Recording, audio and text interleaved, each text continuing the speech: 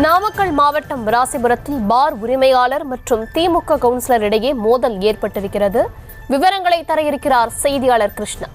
விவரங்களை வழங்க. நாமக்கல் மாவட்டம் ராசிபுரம் அடுத்த கோனைப்பட்டி பகுதியைச் சேர்ந்த ராஜா என்பவர் புதிய பேருந்து நிலையம் பின்புறம் அரசால் அனுமதி பெற்ற பார் நடத்தி வருகிறார். இந்த நிலையில் ராசிபுரம் 24வது உறுப்பினரான கலைமணி என்பவர் உள்ள நிலையில் அவரது மகன் லோகசரவணன் என்பவர் பார் உரிமையாளர் மாமூல் கேட்டதாக கூறப்படுகிறது. இது தொடர்பாக பார் உரிமையாளருக்கும் திமுக கவுன்சிலருக்கும் கடந்த சில தினங்களாக கருத்து வேறுபாடு இருந்துள்ளது. இந்த நிலையில் நேற்று இரவு பார் உரிமையாளர் ராஜா மற்றும் பணியாளர்கள் என திமுக வார்டு உறுப்பினர் வீட்டுக்கு சென்றுள்ளனர்.